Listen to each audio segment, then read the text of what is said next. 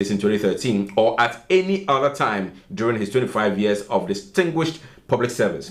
Fortunately, ex gratia payments are a matter of public record and are available in the office of the Chief of Staff of the Controller and Accountant General's Department. The fourth paragraph says, we challenge the office of the Chief of Staff and the Presidency to provide proof of the payment of any such amount and stop using idle miscreants, underline, among its ranks to spread falsehood. So two phrases that they've used to describe Abronye and the likes.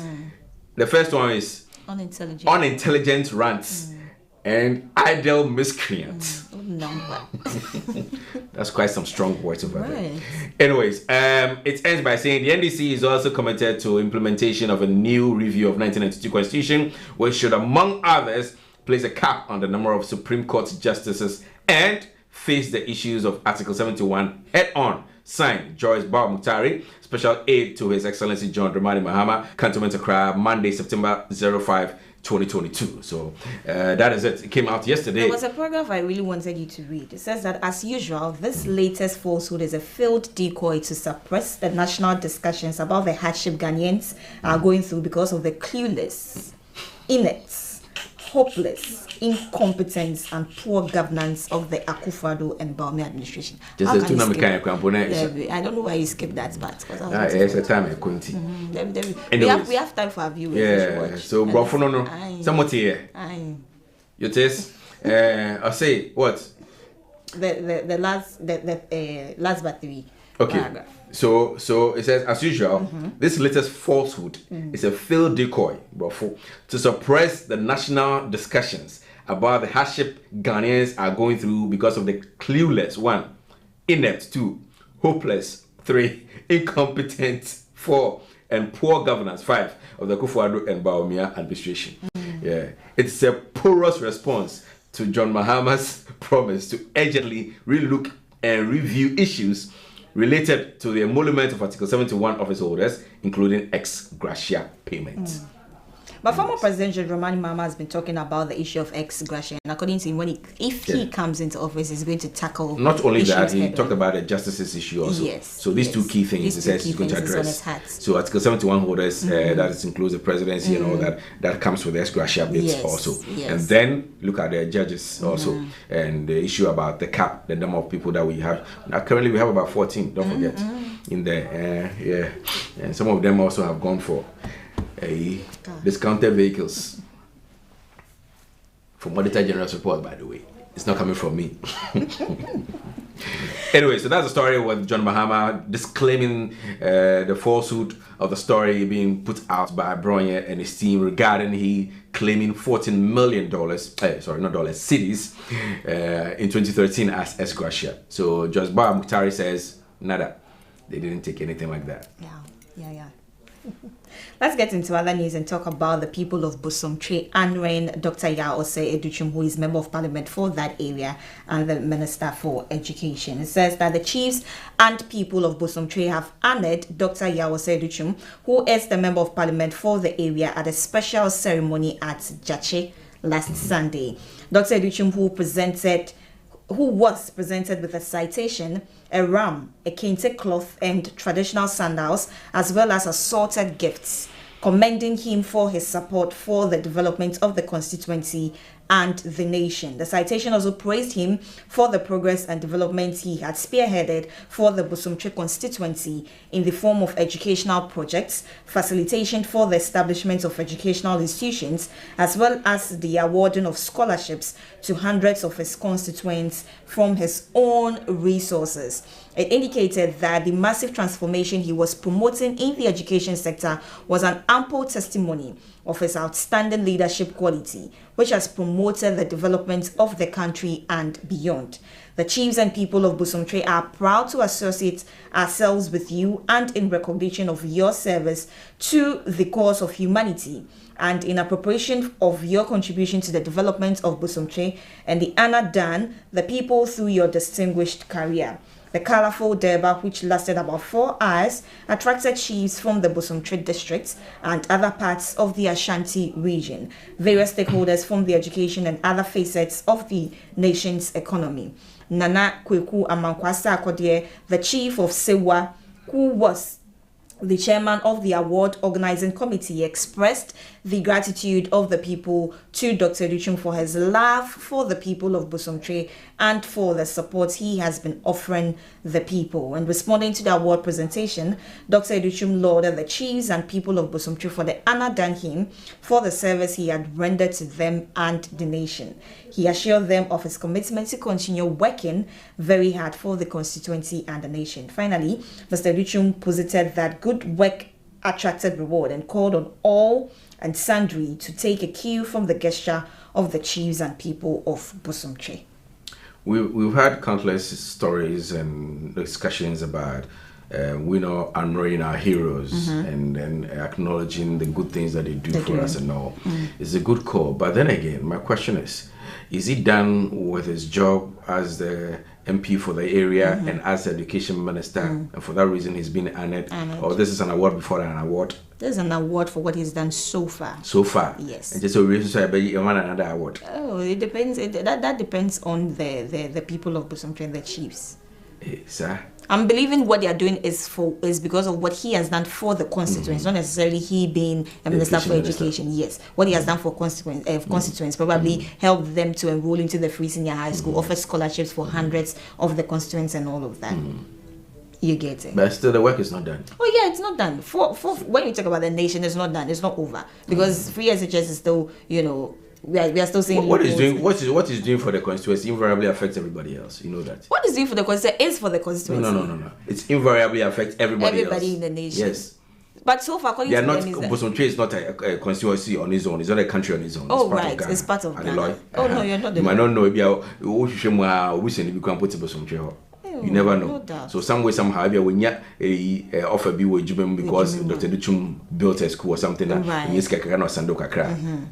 it's coming to you. Right. So invariably, it affects the entire nation. That's essentially what I'm saying. I was hoping, say, go back chain, or move back chain, but you honor him. At this moment, he gets into their heads at times. Probably, and not people when they are alive. You don't know what's going to happen. Oh, we're not saying he's going to die. Oh, no, nobody's saying that. But when you have the means and then you want to, honor somebody, you do it. So when he's done to, my question is, when he's done to, are they going to honor him? That is up to the people and chiefs. Okay. Ohadri. It's a question I'm asking. Why I'm not permitted to ask questions anymore. You are. Man. Hey, why you gagging me? Please allow me. Stop hounding me. I'm being hounded. It was this lady, the former Attorney General. Oh, very fair lady. The first female Attorney General that we had in Ghana under Muhammad's administration. Betty Mori Drisu, yes.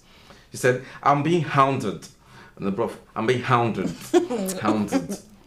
I'm being hounded by my co-host. Well, still in the MPP fraternity, I can't be bullied. MPP General Secretary asserts. As a father was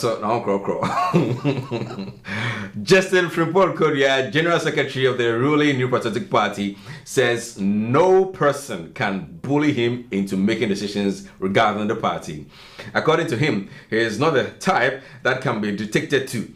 Therefore, building defense for the choice of the Executive Director of Dankwa Institute, DI, Dr. Antoinette Chibo Dakun, as Deputy General Secretary of the MPP.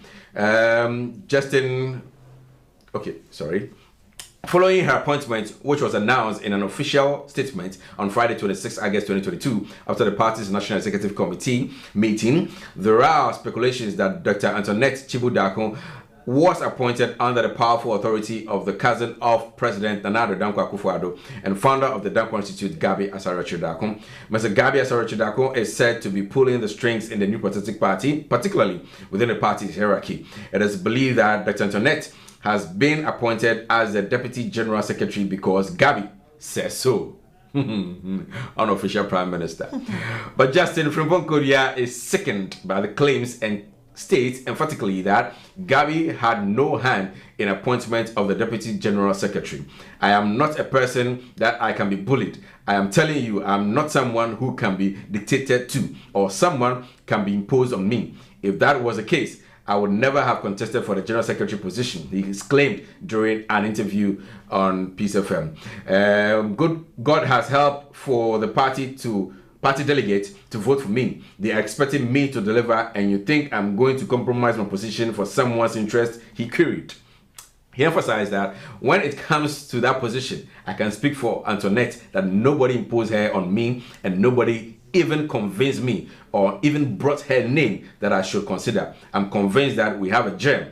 We have a very astute person. We have a very result-oriented person who can manage the office of the Deputy General Secretary in the shape of Antoinette Chibudako. All right, so that is the man, JFK. He says, don't bring it here. Yeah, Antoinette is a gem. Yes, she's capable. Attitude. Yes, and she can do her duties as a deputy. All right, so wish them all the best in their jobs as senior and deputy. May they succeed. Okay. Wish them all the best. Okay, let's just take on politics. And Akufo-Addo's lawyer is lamenting. He says that NDC, NPP are not accountable to Ghanaians. The story says that the two main political parties in the country, the governing New Patriotic Party and the opposition National Democratic Congress, are serving themselves more than the general populace who elected them into office. This is the view of lawyer Akoto Ampao, counsel for President Nana Dankwa Akufo-Addo during the 2020 election petition case. Ampao, who is a staunch human rights and good governance advocate, stressed in an interview that it will take an organized citizenry to demand better from the politicians, quoting that we have allowed two parties to dominate our lives politically, socially, and economically, and I don't think that the dividends are anything to talk about, and the trajectory as I see it now is going downwards. Asked how the status quo can be changed, he responded that until our people begin to assert their rights in organized fashion, not in unruly fashion, but organized and purposeful fashion, people must believe in themselves as agents of change and organize to make our parties accountable to us. As things are now, they are not. The two main parties are not accountable to the people of Ghana. I don't think so. Ampao said it was unfortunate that the parties have become instruments of enrichment for politicians, expressing further worry that he did not see an internal reform route in either of the two parties. Quoting again that as I sit here, I don't see in the immediate or medium futures any significant internal reform coming from within the parties, because largely these parties have become instruments of self-aggrandizement. The NDC and NPP have alternated executive power since 1992. The two parties currently hold 137 seats apiece in parliament, with the final seats being held by Andrew Esiama Ofomena, an independent candidate who is currently doing business with the NPP. So these are the laments of lawyer Akoto Ampao. He happens to be the lawyer of even the recent elections. We went after the elections, the first elections. So for him to say there's clearly it's hitting. Yeah, of course. It's hitting. See, since the constitutional route started 30 years down the line, it's these two parties who have championed our governance. NDC has had a better share of the 30 years compared to that of the NPP. But we still complain, we talk and all that. And somebody's telling us that we should use our deeds, not words. We were here when somebody told us, the president told us that it's a dead goat. To bonyo shake at whatever you are saying there, okay, just it's like, so yeah, they have the right to come and tell us all these things because they are not even accountable to us. They can tell us when, us and when. So I've been asking this question every now and then that I get the opportunity. VAT computation is 19.25% as we speak. 1% in there is COVID levy. Who is declaring that COVID levy amount that is amounted so far since we started collecting the money? What has the money been used for? To date, we are still taking COVID levy. It's in the calculation, computations. Who is accounting for that money? And where is it going to? How much have we accrued so far? If it's been used, how much is left? What was it used for? Why are we not getting any answers for that? Don't answer. I won't feel because I'm a bit, oh, now we got away. I bet now, Kasa, Ghana from Rebefi. Yeah, then we move on to another thing. Have you realized that in the past 2 weeks, a lot of issues are coming up. So we're even struggling. We, the media people, are struggling to keep up pace with the stories. Be informed and educated about it. You go to RTI asking for information, they will tell you what they will tell you.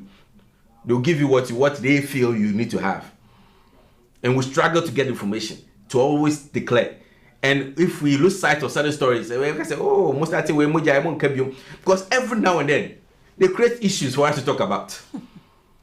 And it's difficult to follow up on all of them. This morning when I was driving, something just hit me because I saw a lot of Babubuya vehicles on my way. They were just distracting me. I was in a hurry to get to the office and they were distracting me. It just hit me. I remember February 2nd, the commander-in-chief of demolition, the Greater Accra Regional Minister, issued that these vehicles should move off the highways. But they are still on the highways. They are still on the highways. So who is keeping track of it? And it's our duty. They'll tell us it's our duty to see and come and report. You see and report, but the issues keep compounding every now and then. You can't follow track everything all the time. You will lose track of some of them at a point. So at times don't blame us. It's not that you can't no, because other issues, baba. Speaking about Aisha Wang, let's get into her story. Aisha Wang, 3 others arrested for illegal money remanded. Galamsey Kingpin Aisha Wang, she title said Amano.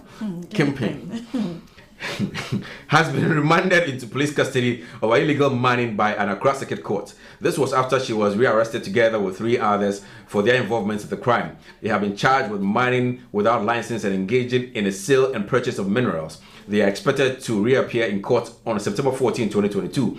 They all pleaded not guilty to all charges. See, they are pleading not guilty. The court preserved her plea because there was no Chinese interpreter, according to Ghana News Agency report. The 3 are John Lee Hua, Hua Jay, and Huade Hai Hun. The facts are narrated in court are that the complaints are security and intelligence officers and the accused persons, Chinese nationals. The prosecution said Aisha had gained notoriety for engaging in a series of small-scale mining activities known as galamsey across the country. It said Aisha resumed small-scale mining activities without a license and further engaged in the purchase and sale of minerals in Accra without valid authority as granted by the Minerals and Mining Act. The prosecution said she engaged in the sale and purchase of the minerals with the 3 accused persons and that intelligence led to their arrest. Well, there's another story talking about her that already she has Ghana card as of February 2022. This year, yeah. That is like 6 months ago or so. Because in September, February, March, April, May, June, July, August, September. 7 months now. A bit to Ghana, a bit to Ghana. I could join a queue. Oh, I'm sure she didn't even join a queue. A man protocol.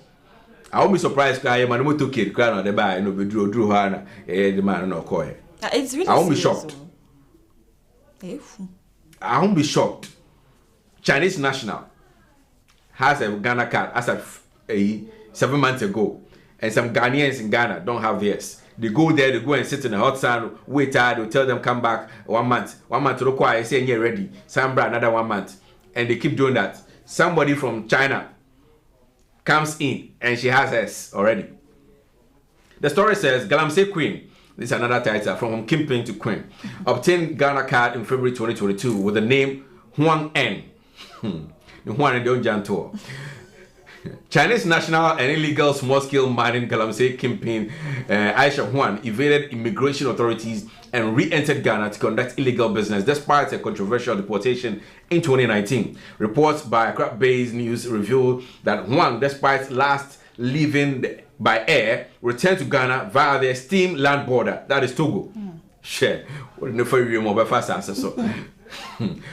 the report is silent on when she first re-entered and how many times she has been in and out of jurisdiction, it turned out that she also used a different name on her return. This was established with evidence that upon her return, Huang applied for and obtained the Ghana card in February 2022 using the name Huang N.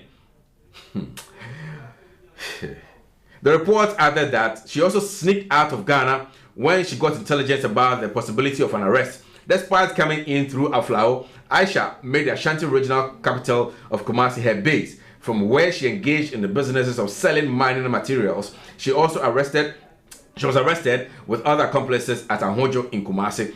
On Monday, September 5, 2022, Accra Circuit Court 9, presided by Samuel Bryce Aqua, remanded Aisha Huan into custody. This was after Ms. Huan, together with 3 other Chinese nationals, were brought before the court on charges including engaging in sale and purchase of minerals without a license and mining without a license. The accused persons were not represented by a lawyer. The court adjourned sitting on the case to Wednesday, September 14, 2022.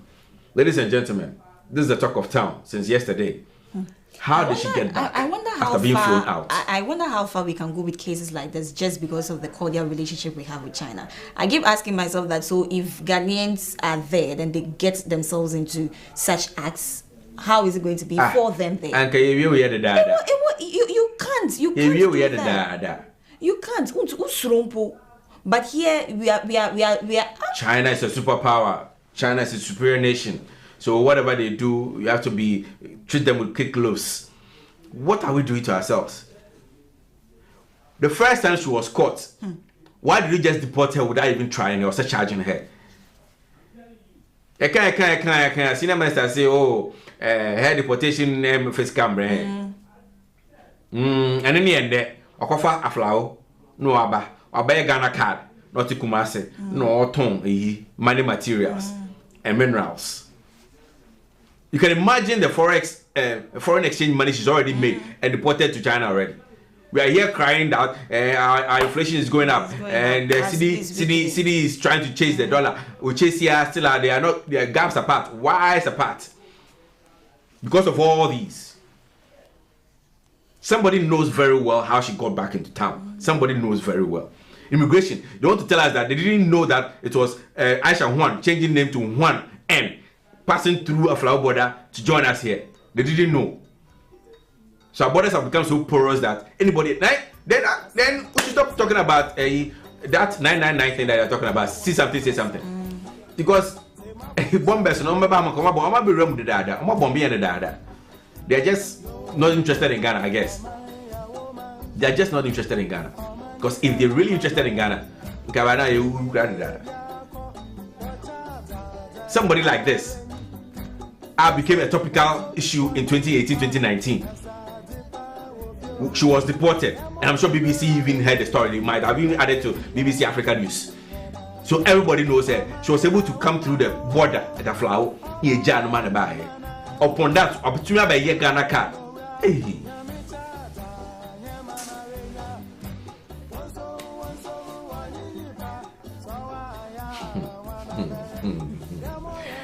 Charlie. Sometimes you feel like giving up because you talk and it's like it's hitting a brick wall. It comes back to you. You hit the brick wall and then just when you know now when you be no pay and come out do what me asori na pa nkwa wo mu moja edi wo mu afusen obetinati when your opportunity obetinati so ye tia kakaka na okasa nti kasa we ka na dey achi the Ghana for rebefi. So yeah, that is it. It's more like a talk shop. You just come here, talk, and nothing happens. Pavonia Conchi, as I always say. Because no, Casano and because like as if they care less. Like informal. As you speak informal. This is he lashed up. The president or Netherlands, na same way see what happen. I say a smart president. I saw connecting Munde with Hasha one head the beach.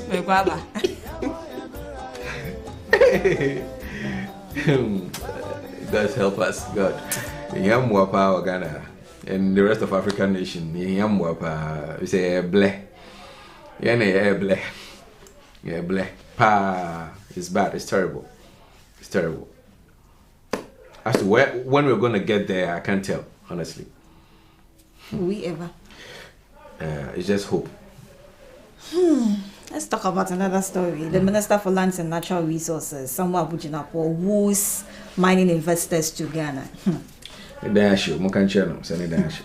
Minister of Lands and Natural Resources, Samuel Bujinapo, has made a strong case for investors to consider Ghana as their #1 investment destination in the mining industry. He said Ghana was ready to engage investors both in the traditional minerals and the green minerals, referred to as the minerals of the future, as the government was committed to translating the volumes of minerals mined into wealth to benefit all stakeholders equitably, including the larger populace, as optimally as possible. Mr. Jinapo made the call when he addressed investors at the African Down Under Conference held in Perth, Western Australia. The conference, which was instituted in 2003, is the largest African-focused mining event held outside the continent, with emphasis on Australian-African business and government relations in the mining industry. It was first launched to raise awareness of Australia's interests in African mining and energy sectors, but has evolved to become the largest African-focused mining event.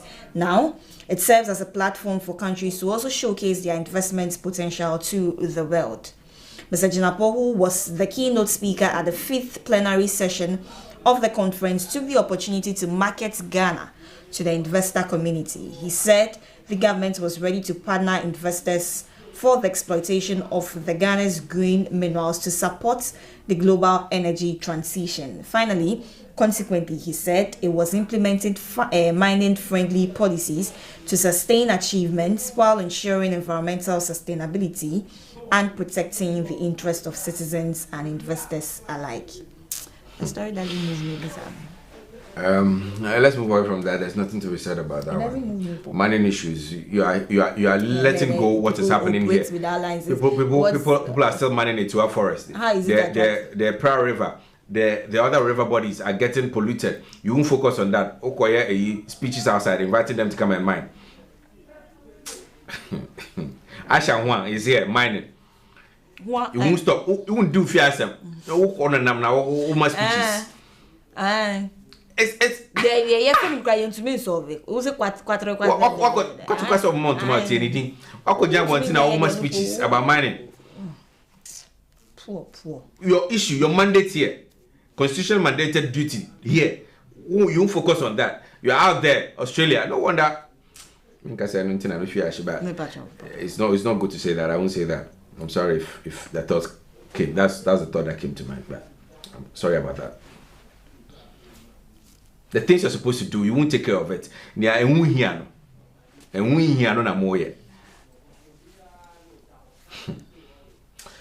Two WASI candidates arrested over mobile phone theft.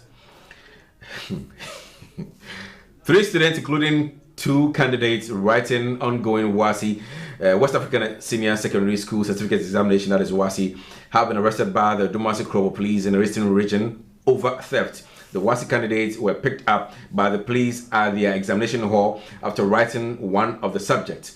The 3 suspects, names withheld, have been accused of stealing 2 Infinix mobile phones and 1,280 cash a day before the Electricity Company of Ghana restored power to the Krobo area. The complaint, Eric Tete Boafo, a resident of Noaso Ojam in Odumasi Krobo, narrated the story. On the 18th August, I returned from work around 8 p.m. My wife had traveled. I left my 3-year daughter for someone. Immediately, I returned home, went for and sent her to bed. I slept in the room for some time, around 9 p.m. I did a call, which took me 1 minute 52 seconds. Then immediately after the call, I decided to bathe.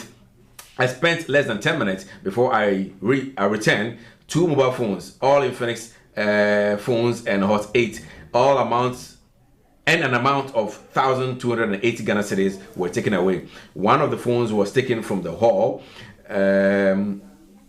on the center table, and then one of the phones